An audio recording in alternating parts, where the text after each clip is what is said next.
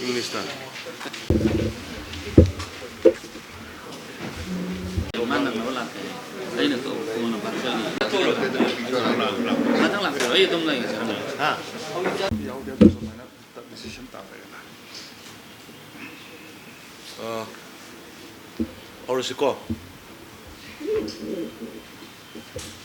Honorable Minister Works, Honorable Minister DIPR, the Commissioner Home, Medari Murpangsi. Kainoni, Siki Sekoi, Awang Nungpo Bharat, Northeast India, particularly Manipur. Koi state China Armed Forces Special Power ki matangda or masigi makhada nanghiba wabasing aduga masibu lokthoknaba honabada laorga lakhiba praja mayam madugi lokthokpiyu haidana agitation kaya tawba rally kaya satpa dharna kaya tawbada asopa nangnaghiba thokhiba mayam du mayam adum media French was an announcing Biren. Adubu Hojik Center de Liberiba Honorable Prime Minister Narendra Modi ji Lusingba Skumba BJP Gyani Shuba Sarkar Madi Ahan Sarkar Matamda Manipur Awang po Bharata yamna leniently yangba humanly miyoibagi lamsat befar aduga miyoibagi minungsi aduga miyoiba amagna miyoiba amada yengadaba ikai khumnabadu thammaga yengai habasigi mayek larba khudam oina mamang haukibada ekoi municipal area khara khatangda Lairambadu police station Taraga Manga the Lothok Tana Adugumba Armed Forces Special Power ki Mipaiba Tagatpa Prajamayam the Paul Lambudu to Gipangi Ngashiamuk Kangaudana Honorable Prime Minister Narendra Modi ji Makada and Honorable Union Home Minister Amit Shah ji ki makhada moi na awang no bharat ko hena mu hena shanti ki lamda lagna na ba shanti ki lambi da hanjalana na ba lambi du thabang no utpoina haibagi mawta aikhoina takna ba dharna tawruba rally tawruba madugi democratic struggle tawnaruba leitana Nasi amuk police station Mari ma have the Lemakong the police station Nambol the police station Moirang the police station Amadi Wangoi the police station Mari is the amuk Armed Forces Special Power Act Lokthokpada ayaba piraktana Manipur punna husi phawbada police station taraga mapan have the Imphal, Lamphel, City, Singjamai, Chiangmai, Lamsang, Patchoy, Porompat, Hengang, Wangoi, Leimakong, Lamlai, Irilbung, Thawbal, Vishnupur, Nambol, Moirang, Kakching, Amadi Jiribam. Hariba police station Taragama Panchidagi. Armed Forces Special Power Lokok Pire Haidana Ngasi Mari Mag Hapsalaga Punna Union Home Minister Lokok Pigiba Masigi Damakta Manipur Sarkar ki taraf tagi aduga Manipur Miyam ki taraf tagi amadi Aisha ki taraf tagi Honorable Prime Minister Amadi Honorable Union Home Minister Anibu tawimal khangba uchava adu phongdoke na sigi press meet kokjabani makhoina awang nongpo bharat pu subnagi development khakta natana awang nongpo bharat lairiba adu particularly Manipur da lairiba praja singbu kayamu yamna respect ka loinana ijat yaunu yengbagi haibadu masina yamna mayek sengna tae hanbada ekoina itha thajaramdaba matam kaya talagasu pidana lakhiba misi mina kaya nanghangraba phawbada taramdaba inner line permit ki wafam pibi raktana adugumba yamkhraba bharat ki mainland da leiriba praja punamakna khoigi state sida lakpa matamda permission yaudradi sangba yadaba adugumba hak adu pibi raktana aikhoigi yam unique oiba aikhoigi culture unique oiba aikhoigi tradition aduga aikhoigi missing yamjadraba indigenous tribe indigenous community sibu kannanabagi akhannaba makhoida ବ୍ୟବହାର ga loinan lai haibdu utpidana tawbirakiba Manipur gi miyam na khange aikhoina khangludraba aikhoina khalludraba kalapani da matamdugi Andaman Nicobar da aikhoigi matamdugi British ki loilam sasan tawbusingna imalebak Manipur bu khudam sallaba matungda makhoibu makhoigi mathakta lan hogi haibagi damakta maran shiraga adugumba sathi khraba tin kang marki jail du da thamkhibadu aikhoigi ngasigi mirol na kawge tawrubasu bharat ke adugumba prime minister Narendra Modi ji na amadi honorable union Amit Shah ji amadi leadership na center gi kawdana moina madar satla kanda Mount Harriet ba na tholamba adugumba British ki mingda tholamba Maharaj Kulasandra amadi martyrs kungani thoina leirama mafam dubu Mount Manipur haina Manipur parbat aina wan thokpidana ijat sanman tawbiba adu hojiksasu yam athuba matamda ekhoida sangaragani haidana launch torgani na laiba aine Biren ki makhada aine koigi Imphal war gi jahaz ekhoigi Imphal gi mingda sumaina Rani Gaidelu aduguma freedom fighter dubu national level da pukhatana stamp semdana honor pi kiba netaira botpu honor pi kiba sugumba tawimal khangba tawrei ki mayam madugi tawimal khangbadu nasigi Manipur gi praja singi maikai degi honorable prime minister Narendra Modi ji honorable union home minister Amit Shah ji aduga tai lairiba central leaders awang nongpo bharat pu amadi Manipur bu thamoi sengna nungsibagi phibam utpiba ikai khomna biriba sigi damakta tawimal khangba amadi aikhoigi maikai degi hainingai leitana makhoibu thagatchaba amadi ikai khomna jabadu utchabani ai wafam khrasi hairaga aigi main ngasigi kauriba press meet sigi du ai swai tension jage te kana gumba question tawning tawginung khopin ba leraga de dum tawbi yagani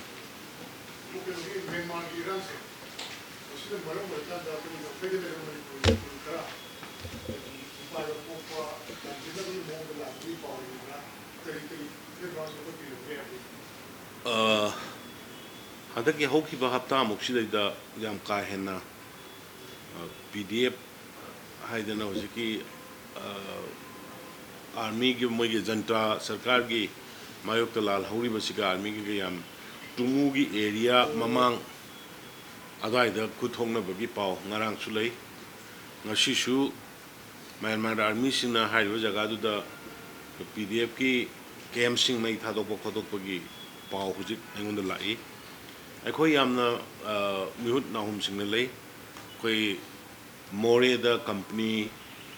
5 IRB aduga kainoda Chochanpur Behang area da 11 IRB the police the special commandos ki team ada Krishna Tombi ne rushing team lady adagi somda akui Kamjong gi area da moi 6 MR amadi Manmit Manjit okay SP gi team aduga Sandel gi area Molsam area da ikoi gi ASP amadi IMR gi team sing torokanda koi border da yam kana koi patrolling salindana yam kana honari hujik phawbada yam ka hena mi chanjal lakpa khochal lakpa adugumagi thoidok ma leite adu mana yumthang na bada nakna na nomai makul ta ba khotpa leibani na khara gai akoi gi praja sing da mi pai ba ki ba khara di dum lai adubu madu leitana ba 24/7 akoi gi police IRB emerging aduga policing foot patrolling aigi social media da su ubi gani foot patrolling adum salaga fajana lai akoi mit na sing na lai aduga iroina na akoi ngarang cabinet subcommittee hana sem khraba akoi influx identify tongna bagi sem ki cabinet subcommittee Shri Let Pau Hawkip na chairman roiba aduga awang mong niyumay amadi Basundu Kumar education minister member ohungi saba adugumba influx amdi illegal immigrants and migrants hai ba puno mosi gyang na bagi dungarang ikoi phamme loina na government phagi government gi Shri Commissioner Sarasi amadi IG intelligence kabup ki makhada siamba committee duga Home Commissioner yaw duga punna phamma kana ngarang ikoi tawgudaba strategy ya thokre ikoi kamjong dagi horga border area da leiba Sosampur phawbada akoi kayam yamna influx lakrage haibado hana dagi changa ga leigraba sing do koi identify tokba horani hairiba keno si akoi gi subcommittee cabinet subcommittee ki team si yawna salakanda akoi gi shelter home or detention home adugumba thammakanda hairiba lekai da sangdana manung influx togna leikraba mayamdu honorable MLA sing da so appeal togjakre hairiba concerned district sing honorable MLA sing da please do cooperate. It is a question of our safety of our future generation ana changa iba leiriba sing du phajana noi voluntarily thon birakanda hairiba khone yum saba khotpa ga tawraga thamgudoriba mayam sidaida phajana puthoga thambiyo marakta laibigano haidana ado karigumba ikhoina si puthoga mayam voluntarily thammaga loina moigi saba thakpa kaidobudo ikhoina humanity ground ikoi moibu treat togani thangani aduga hayeng biometric kaigena singba lawraga hayeng Myanmar gi thoiba irang si loira kana makoi mayum lamda hangina bagi madugi che sang haiba missing siga koi inagani moi biometric logani photograph logani moigi I card sengbani kaino sing do koi exercise to loire akoi uji moingi leifam mafam identify disease na concern to identify to gre sagat pa yam thuna horgani aduga missing si aduda puthoga thammagani kanagumbi hairiba khonu tokjalebe exercise da khogi shelter homes da puthoga thambiramdana kanagumgi inkolda kanagumgi yumda illegally thambiramba taragadi madu simultaneously then also bought illegal migrant or yumbu animakta khogi ek ki matungina logi matungina khoi punishable loiba madugi makhada mokoi punish pigani aduna ina it is my earnest appeal to the concerns mainly Hyderabad district kharas dali biriba marumpang chininaw sing da hai gona hajening basi moisu Myanmar da leiba nungai te budagi lae phadu la amina moi punamaki loina leibam de khoi state sida pibadi ngamda banina moi gi damakta ikena sem saraga shelter gi oina leigedori bampham sida thambada voluntarily moibu thon biraga sida thambiyo madugi sana thangna ba khona budu khoi government gi side ge khoi na loina khoi kaino bubru langbra khoi dorga moibu mibagi ground de yengani aduna mayam na su cooperation to biyo hayeng karigumba masi loikhra matungda hayeng akoina muk house to house koi kanogi inner line permit ki 1961 the base so bodugi makhada koi population commission koi assemble ore population commission dugi member hape aduga haidibising the population commission the house to house lakpa kanda mu karigumba adugumba du access oiba illegal oiba moina sel kano piramba khonamba thamamba leiragadi madu achoba penalty koigi India gi law gi matung ina moida phangani aduna madu tobidana ba haidnai mayam dai appeal tobjari ai media gi khutanga sir one of the Sing group si kamay do kasi si ko malong do bira kanina tapi ko si ko temporary ko sa ito kasi si ka wow siya ting na wai direct mo man daw ko malapag so ko ko mga bina ni ha do si prasas ni ko si ka makan ni khoi Kumalampak si nung galak pane di malum yore ji almost sing yore uji kano tar ga khoi jaga ama kakta hana sing like tamina pan thingan na rambo adu gi tawbuni khoi honorable narang dagi honorable minister sing yaw na chatlaga khoi tawbuni uji malum almost yore na lowe are imphal to rail the fishing thade adu khoi gi kano sing water supply gi mapung khara function to rom do ji tawa hore adu maraks da akoi sigi Kumalampak ki sing yen ga dor se tarik kunipan bhau bodi khoi masri da khoi maram di tri nation gi football tournament ama to ri bani na masri da sing gi chang ba khot pa kai do bodu kitang nungai ti hai da nei khoi thambani adu 28 ki ek loi ki ba 29 da gi di khoi sai da free da khoi masri da sing thaba horani ado ising gi hanga amnina aina appeal se amuk su tongninge ising si life ni water is life ado ising si krai ga ma yamari le nage bo jungle forest ka loki matik mari le na ba ko ne sidi aina hydros lo ina khangone aduna ai khoi manipuri me yam punamok ta manly sing da ta very special now sing manly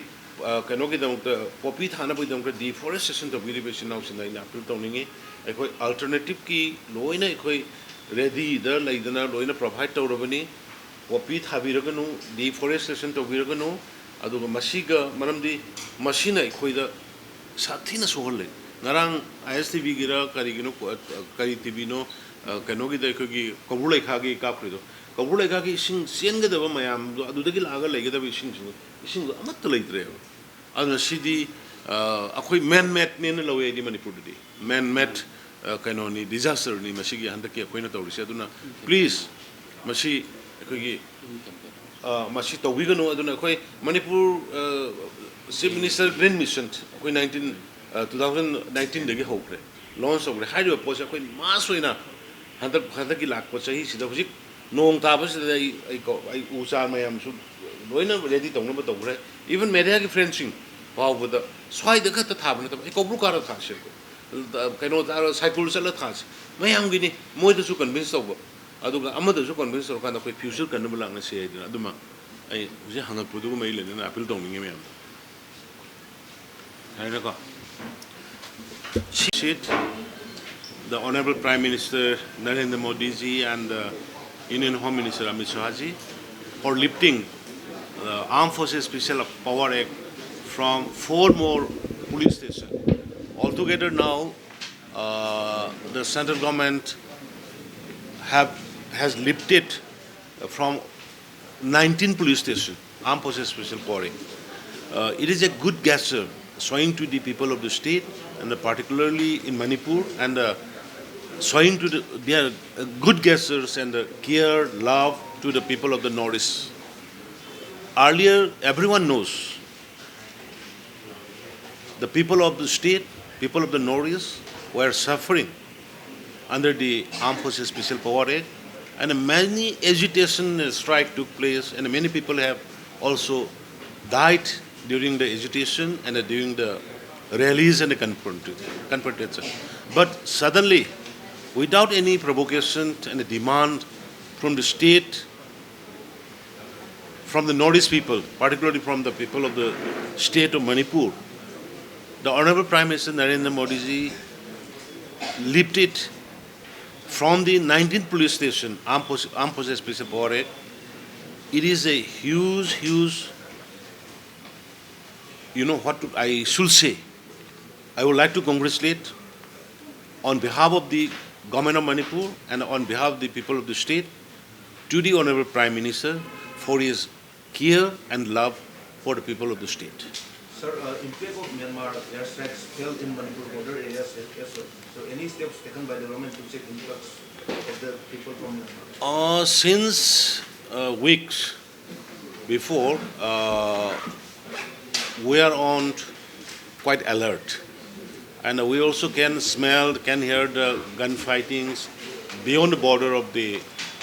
Myanmar border. near Tamu area and some part of the Lanmi, Ukhrul area. But fortunately, till today, no unwanted accident has been taken place inside the border of the India, and we have already launched foot patrolling on border by our state police forces, IRB, MR, police commandos. They are doing foot patrolling from right from the Ukhrul to the Behang area. So I think we have to keep alert till the situation is normalized in the Myanmar.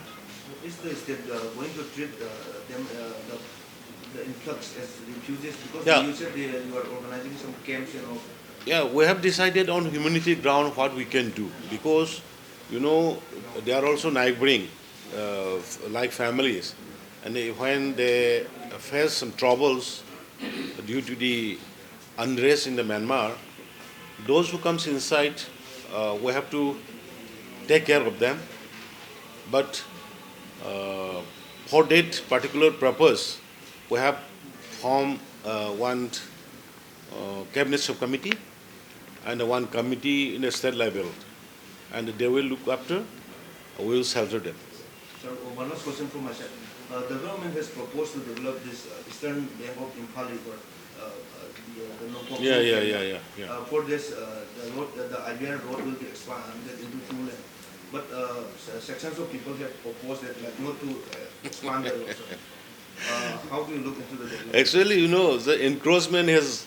become common here in the state of Manipur. Yes. Encroachment, illegal encroachment. We never evict those people who are already settled with their, proper documents, proper allotment order, proper zamabandi, etc., etc. But those who are having without proper document, automatically we have to evict them. But anyway, we will see on humanitarian ground what we can do without touching some area for habitation. We can leave them for them. The other road is very important, so we have to do it. We will see on humanity ground what we can adjust. Thank you very much. Thank you.